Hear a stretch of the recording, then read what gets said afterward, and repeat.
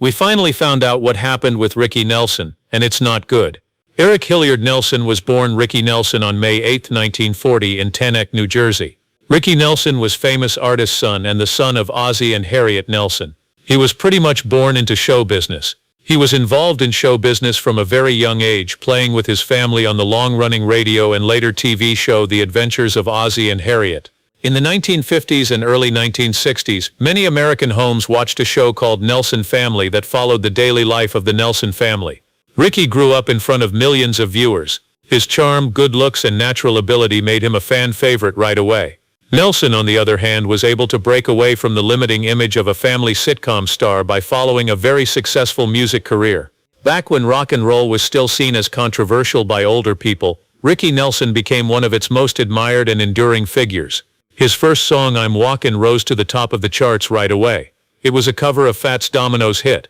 This was his first album, and it was the start of his career as a rock and roll singer. It also made him a national teen idol. Ricky Nelson had hit after hit in the late 1950s and early 1960s with songs like Hello Mary Lou, Traveling Man, Poor Little Fool, Lonesome Town, and It's Late. His smooth melodic voice and clean-cut look made rock music easier for more people to understand, and he gained a loyal fan group. He was one of the first teen stars to regularly appear on national TV, bringing rock music to millions of Americans in their living rooms. This was a trend that set the stage for later acts like the Beatles. With over 21 million records sold, he was one of the best-selling male solo acts of his time. But Ricky Nelson's career did have some rough spots. Nelson had a hard time staying at the top of the charts as music taste changed in the middle of the 1960s. Instead of following new trends, he decided to grow as an artist and explore a more mature country rock sound. The Stone Canyon Band was formed as a result of this move. They were one of the first bands to play country rock, a style that later became popular with bands like the Eagles. In 1972, he put out the sad song Garden Party, which became a huge hit when it came back. He was inspired by the negative response he got at a Madison Square Garden show, where people only wanted to hear his old hits. For many, the song was a rebellious anthem about being true to yourself and your art. It sent a strong message. You need to make yourself happy because you can't make everyone else happy. Ricky Nelson had a huge amount of success as a music artist, but he also made a name for himself in movies and TV shows, showing off his skills as both an actor and a singer. In 1952, he made his movie debut in the silly family comedy Here Come the Nelsons, which took advantage of how well-known his family was.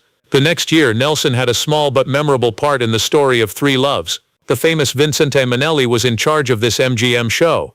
In this movie, Nelson played a young version of Farley Granger's character, which showed how good he was at bringing personalities to life on screen from a young age. Nelson became very famous through his music and the hit TV show The Adventures of Ozzie and Harriet. This made big Hollywood directors want to work with him. Howard Hawks, a famous director, cast him as a shooter in the classic western Rio Bravo in 1959. This was one of the most important roles of his career. Along with John Wayne and Dean Martin, Nelson brought new life to the movie, and Hawks said that Nelson's powerful presence was a big reason for the movie's huge success at the box office. Sharing the screen with well-known actors helped Nelson keep adding to his acting resume. Nelson co-starred with the dynamic Jack Lemmon in the 1960 war comedy The Wackiest Chip in the Army. The movie was so well received that it led to a TV series, but Nelson didn't play the same part on TV. He was always eager to try new parts, so he was a guest star on shows like General Electric Theater.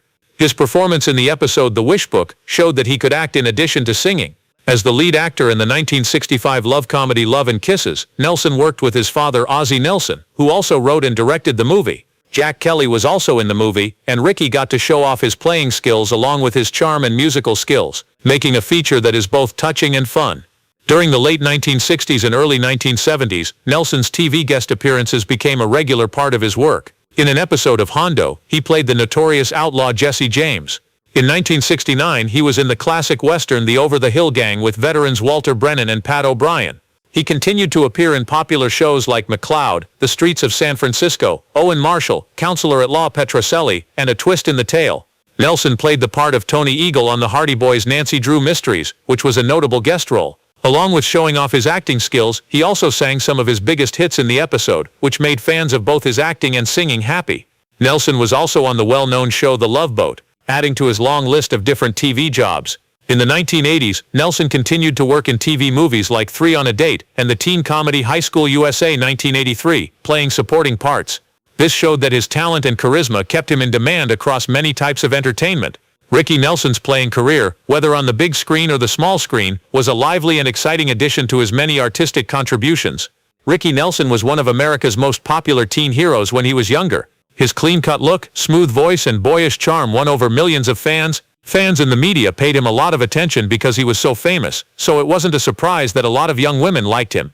Ricky was eager to try out relationships when he was a youngster, and he dated a few girls during this time. But Ricky's mother, Harriet Nelson, had a big impact on his personal life, even though he was well-known and independent. Harriet not only helped him as a mother figure, but she was also his co-star on the long-running family TV show The Adventures of Ozzie and Harriet. In the bright lights of Hollywood, she had strong ideas about what was right and wrong and how important it was to keep up a good public image. Harriet didn't like a lot of the young women Ricky hung out with or brought home. She thought they weren't up to the standards she had for her son. Not only did she care about Ricky's job, but she also cared about his manners. She thought that he should keep his attention on building a long-lasting and respected job in acting and music instead of getting distracted by short-term relationships. Her concern may have come from a motherly sense, as well as a deep knowledge of how easy it is for fame to ruin the life of a young star. Ricky usually did what his mother wanted, but he felt like his personal wants and professional standards were at odds with each other. During his teen years and early life, this tension kept coming up. In the end, though, Ricky fell in love with Chris Harmon, a young woman who seemed to be liked by Harriet. They got married in April 1963 in a wedding that got a lot of attention because it brought together two well-known American families. Chris was the daughter of Tom Harmon, a football star who won the Heisman Trophy, and Elise Knox, an actress who worked in movies in the 1940s. The Nelsons and Harmons had been friends for a long time, so the marriage was seen as a natural and good fit. Many fans thought it was like a fairy tale when two children of Hollywood royalty got married. Through theater and public life, both families had a strong bond, and this marriage was a continuation of their traditions in many ways. Ricky and Chris ended up having 4 kids together. Tracy Christine Nelson, their first child, became an actress like her father. She became famous for her parts in movies and TV shows, such as the series Father Dowling Mysteries. Later, Chris had twin boys named Gunnar Eric Nelson and Matthew Gray Nelson. Both of them had their dad's musical talent and charm. In the early 1990s, the twins' rock band, Nelson, became the first family act in history to do well in the music business, make hits for 3 generations. In 1990, their #1 song on the Billboard lists was Can't Live Without Your Love and Affection. Sam Hilliard Nelson, the couple's youngest child, was named after Ricky's father Ozzie Nelson, whose middle name was Hilliard. Like his brothers, he became involved in the arts, but he stayed out of the spotlight more. Even though Ricky and Chris's family seemed great on the outside, their marriage was having more and more problems as the years went by. Since the birth of their last child, the problems got worse as they started to live differently, grow as people, and become emotionally distant from each other. Ricky was often on the road because he had to tour and wanted to get his music business going again, while Chris was said to be having a hard time with the stresses and duties of family life. There were also reports of cheating and growing emotional gaps. What seemed like a beautiful relationship between two famous people slowly fell apart behind closed doors as personal problems and competing needs grew. In the late 1970s and early 1980s, the couple's relationship got even worse, which led to their divorce and a long, painful court fight over custody, money, and their public image.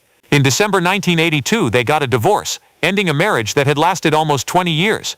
Even though the legal processes were hard on both Ricky and Chris's emotions, they stayed committed to their children and worked hard to give them a sense of stability despite the changes in their family. The breakup of the marriage had a big effect on Ricky in particular, and it showed up in some of the sadder themes in his later songs. Fans of teen hero, rock and roll pioneer, and TV star Ricky Nelson have been guessing for decades about the exact details of his sad and untimely death. Some things were known right away, but there were still a lot of important questions. Was it truly a malfunctioning part that caused the plane crash that killed him?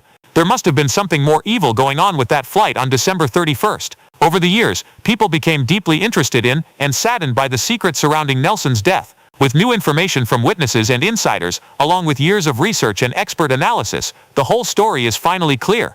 And what it shows is not at all comfortable. The little DC-3 plane that Ricky and his band were taking to get to a New Year's Eve show in Dallas, Texas, is at the center of the story. Early reports said that a fire on board was caused by a mechanical problem, possibly a heater that wasn't working right, or an electrical short. This led to the crash near DeKalb, Texas.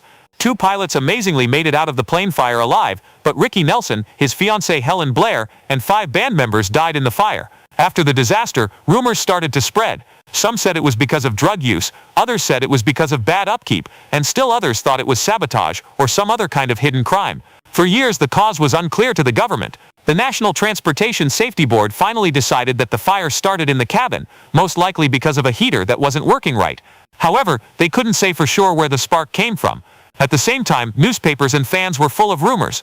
Rumors that drug paraphernalia had been found at the scene of the crime led to a darker story that many people thought wrongly harmed Nelson's reputation. But toxicology tests showed that Nelson did not have any drugs or alcohol in his system, and there was never any real proof that drug use caused the fire. Still, the cloud of doubt hung over him for decades, leaving his family with an open wound and fans with a disturbing question mark. A number of investigative breakthroughs made possible by the determination of aviation historians, forensic analysts and journalists to find the truth were what finally put an end to the case. New interviews with flight mechanics and the pilots who were still alive, along with technical records that had been ignored before, painted a much clearer and more disturbing picture. The plane, a Douglas DC-3 from World War II, had not been well taken care of, and was flying in unsafe conditions. The plane's operators knew there were repeated problems with the heater system because those problems had been seen and even complained about on previous trips, but they didn't do enough to fix them. Even worse, the heater had been tampered with in a way that made it a dangerous time bomb, with repairs that did not meet flight safety standards.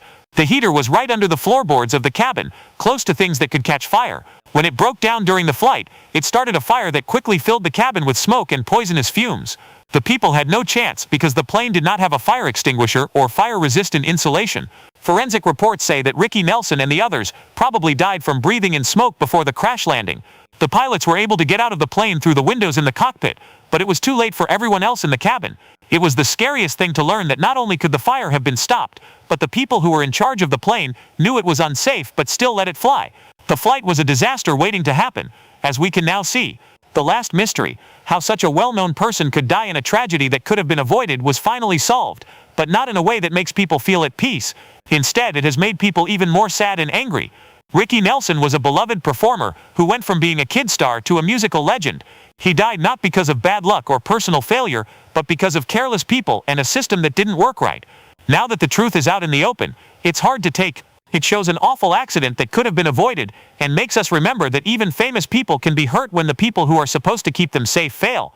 Ricky Nelson will always be remembered as a cultural icon, but the way he died should serve as a sobering lesson, a warning that solving mysteries doesn't always make you feel better. Sometimes they make the disaster worse.